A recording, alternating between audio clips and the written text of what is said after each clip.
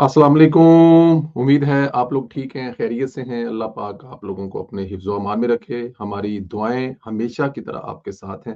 आप लोग सलामत रहें, खुश रहें। खुदा की ज़ात की रहमतों का जो साया है वो आप पर इसी तरह बरसता रहे। पाकिस्तान सलामत रहे ता क़यामत रहे। इस सोने वतन के लिए हमारी जो दुआएँ हैं वो हमेशा इसके साथ हैं। आप लोगों से गुज़ारिश है कि चैनल को ज़्यादा से ज़्यादा सब्सक्राइब करें, बेल आइकन को प्रेस करें, व्हाट्सएप ग्रुपों में इसके लिंक को ज़रा आजकल थोड़ी-सी ज़्यादा स्पीड से किया करें। सवाल आपके जो है वो हमेशा हम लोग कोशिश करते हैं कि उनको हम पढ़ें, आपके जो कमेंट्स हैं उनको पढ़ें और उनसे सीखें। तो आपकी जो राय है वो हमारे लिए बड़ी अहम है। तो जो प्रोग्राम के बाद जो अपनी राय देते हैं आपसे गुज़ारिश है कि राय ज़रूर दिया करें, कमेंट्स ज़रूर किया करें। दोस्तों इमरान खान साहब के लिए आने वाले दिनों में कोई अच्छी खबरें नहीं आ रही। फाइनल राउंड का आगाज़ जो इमरान खान साहब ने किया, वो तो नाकाम हो गया। फाइनल कॉल, मिस कॉल होगी, बल्कि फाइनल मिस कॉल हो गई।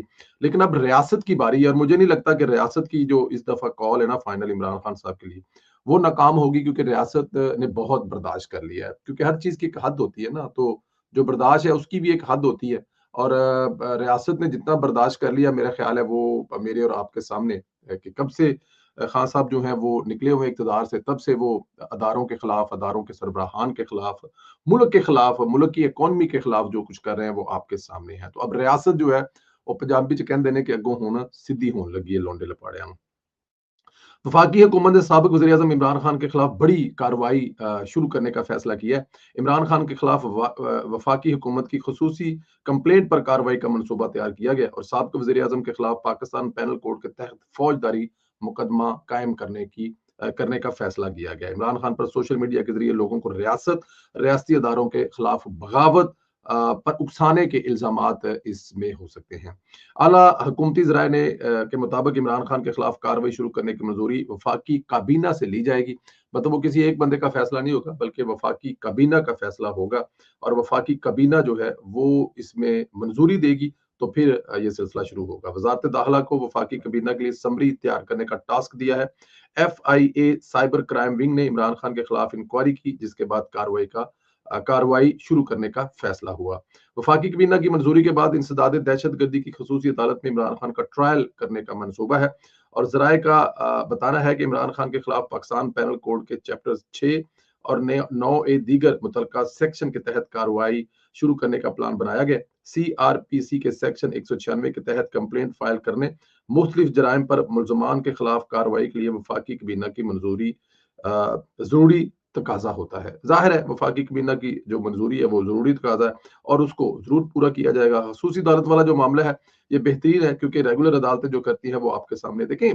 मैं पहले भी अपने पिछले एक वीलॉग में ये कह चुका हूँ, जब आप इंसदाद दहशतगर्दी की अदालत, फलां अदालत, नैब कोर्ट, फलां कोर्ट, तो सर ये सबसे बड़ा मसला बनने जा रहा है आने वाले दिनों में। शुक्र है हुकूमत को ये बात समझ आई है कि ये जो साइबर क्राइम विंग है जो है ये बड़े एक्टिव होने चाहिए और जो साइबर क्राइम है इस पर तो अब पूरी दुनिया सर जोड़कर बैठी हुई है। तो अगर आप साइबर क्राइम के लिए अदालतें बनाएं, खसूसी अदालतें बनाएं जो एक ऐसे मतलब कि जैसे ही उनके पास केस आए और वो जरा बाहर निकलकर क्रीज से खेले और उसका फैसला करें और अगर वो वाकई बंदा कसूरवार है, उसने किसी जगह पे रियासत के खिलाफ कुछ इस किस्म का मवाद जो है वो इंटरनेट पर डाला है या उसके मवाद की वजह से, उसके भड़काने की वजह से लोगों में ऐसा कोई ऐसी चीजें हुई हैं जिससे मुल्क का नुकसान हुआ है, अदारों का नुकसान हुआ है, तो उसके खिलाफ ऐसी अदालतें बनने में क्या हर्ज है, बनानी चाहिए। हम तो अपने पहले ही व्लॉग्स में ये बात कर चुके हैं। इधर फौजी अदालतों के खिलाफ केस की समाअत सुप्रीम कोर्ट में हुई है। इस केस में 9 मई वालों के हक में साबिक chief justice Jawad S Khawaja भी दरखास्त गुजार है। आज आईनी बेंच ने फौजी अदालत में सिविलियन ट्रायल केस की समाअत 26वीं तरमीम का फैसला होने तक मौखर करने की दरखास्त दायर करने पर अपने ही साबिक chief justice Jawad S Khawaja को 20,000 रुपए का जुर्माना कर दिया। अब तक फौजी अदालतों में पड़े लोगों के फैसले इसलिए भी तखीर का शिकार है कि इन लोगों की मुश्किलात बढ़ रही हैं क्योंकि ऐसे लोगों ने केस लटकाए हुए हैं। फौजी अदालतों के खिलाफ दरखास्त पर समाअत कल तक मुलतवी हो गई है। वफाकी हुकूमत ने इजाजत मांगी थी सजाएं सुनाने की इजाजत दी जाए।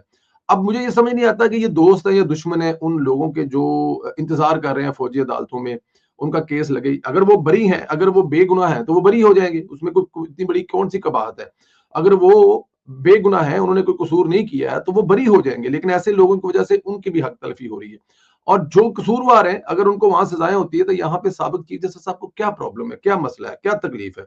क्या अदालतों से सजाएं नहीं मिलनी चाहिए? अदालतों से अगर सजाएं मिल रही हैं तो उन्हीं को मिल रही हैं जिनका कसूर है, और जिनका कसूर नहीं है वो जाहिर है अदालतों से छूट जाएंगे। इमरान खान के खानदानी जराये का कहना है कि अलीमा खान दूसरी बहनों ने कभी कोई सियासी ऐलान नहीं किया। इमरान खान की बहनों की तरफ से जियो टीवी से बात की गई और बताया गया कि इमरान खान अपनी बहनों को दी गई हदायत मीडिया तक पहुंचाने का कहते हैं। अली मोहम्मद खान की अलीमा खान से मुतल्लिक बयानबाजी पर खानदानी जराये का कहना है इमरान खान की हदायत के बाद अली मोहम्मद खान या किसी दूसरे के पाबंद नहीं है। बात तो ठीक है उनकी जी। और खानदानी जराये ने बताया कि इमरान खान की बहनों का सियासत से कोई तल्लुक नहीं है। इसके अलावा बुशरा बीबी के खुद को अकेला छोड़ जाने के बयान से मुतल्लक खानदानी जराये का कहना है कि बुशरा बीबी तो कंटेनर से कहती रही है कि इमरान खान को रहाए बगैर नहीं उठना, या बहनों ने बुशरा बीबी को ताना मारा, आप तो कहती थी अकेले नहीं छोड़ेंगी, तो फिर आप छोड़कर अकेले कैसे चलेगी? दो चीजें हैं, एक तो ये है कि वो जो उन पर ये सियासत का इल्जाम तो कह रही हमारा सियासत से कोई तल्लुक नहीं है, क्योंकि हम जेल में इमरान खान को as a family as a बहनें ज्यादा फ्रीक्वेंटली से मिल सकती हैं, क्योंकि जाहिर है फैमिली को मिलने के लिए शायद 2 दिन होते हैं जेल में, तो वो ज्यादा मिलती हैं। तो जब वो मिलती हैं तो इमरान खान साहब उनको एक पैगाम देते हैं, उनको कोई मैसेज देते हैं अपनी पार्टी के लिए, तो वो बाहर आकर मैसेज डिलीवर कर देती है। इससे ज्यादा उनका कोई रोल नहीं है। और इस चीज के बाद कि इमरान खान ये जिम्मेदारी लगाता है उनको पैगाम देने की, तो फिर वो अली मोहम्मद खान और किसी दूसरे को जवाब देनी है। बात तो ठीक है, जो मिलेगा वही पैगाम लेकर आएगा। और दूसरी बात, उन्होंने बुशरा बीबी पर ये इल्जाम लगाया कि बुशरा बीबी कहती थी पठानों के साथ मिलकर, क्योंकि गैरत वाले लोग हैं, वो खान को लिए बगैर वापस नहीं जाएंगी और आखिरी दम तक खड़ी रहेंगी, अकेली खड़ी रहेंगी, लेकिन खान को ड्राइविंग सीट पर बिठाए बगैर, और खान के 72 साल की उम्र के जो ख्वाब है घर जाकर टीवी देखना, एंजॉय करना, वो पूरे करके छोड़ेंगी। लेकिन ऐसा नहीं हुआ। तो अब बुशरा बीबी की जो नंदे हैं वो उनसे कह रही हैं कि भाई तू तो कहती थी भरजाइए साड़ी है, तू तो कहती कि खान लेके आएंगी। तो अब वो ताने मार रही है और उनको बुशरा बीबी को अकेला नहीं छोड़ना चाहिए था। बात तो किसी हद तक ठीक ही है, अगर अकेला ना छोड़ती तो आज इतनी बातें ना सुनती। अब कभी इमरान रियाज को गालियां पड़वा रही हैं और कभी किसी और को। और अली अमीन गंडापुर जो है उसने भी जमीन तंग की हुई है उन लोगों पर जो बुशरा बीबी के हक में और अली अमीन गंडापुर के खिलाफ बात करते हैं। वो डेफिनेट जमीन तो तंग होगी ना जो उनके खिलाफ। ये तो नहीं हो सकता ना कि उनको कुछ ना कहा जाए या उनके बारे में कोई बात ना की जाए। जमीन तंग तो होगी उनके खिलाफ। जब उसी सूबे में रहेंगे, उसी सूबे का खाएंगे, जिनको अली अमीन गंडापुर पाल रहा है, वो अली अमीन गंडापुर अगर उसको आंखें दिखाएंगे तो फिर ये नहीं हो सकता कि वो आंखें भी दिखाएं, रहे भी उस सूबे में, पाले भी अली अमीन गंडापुर, तो फिर माँ बहन इकट्ठी ना करे अली अमीन, तो ये कैसे हो सकता है? उसको तो आजकल वैसे कोई अच्छा नहीं लग रहा। अली अमीन गंडापुर की हुकूमत के खिलाफ जो बंदा भी इस वक्त तनकीद कर रहा है, वो अली अमीन गंडापुर उसको वैसे ही ट्रीट कर रहा है जैसे उसने इमरान रियाज को ट्रीट किया। कल भी मीडिया से टॉक करते हुए उन्होंने एक रिपोर्टर का सवाल जवाब देने से इनकार कर दिया। उन्होंने कहा मैं तुम्हारा जवाब दूंगा ही नहीं, यही सवाल को अगर बंदा और करे तो मैं जवाब दे दूंगा, लेकिन तुम्हारा जवाब नहीं दे दूंगा। तो जो अली अमीन गंडापुर इस वक्त तनकीद कर रहा है वो नहीं बच रहा। और यहाँ पर बुशरा बीबी ने कई लोगों को अली अमीन गंडापुर के हाथों जो है वो हवाले कर दिया, क्योंकि वो बुशरा बीबी की, जिसे कहते हैं ना कि अपना साइड ले रहे हैं, और साइड लेने के बाद जो नुकसान होते हैं वो आपके सामने, और वो नुकसान लोग भुगत रहे हैं। तो ये इमरान खान की बहनों की बात किसी हद तक ठीक है कि आपने जो कहा था कि आप अकेली वहां से नहीं आएंगी, लेकिन फिर आप अकेली आ गई।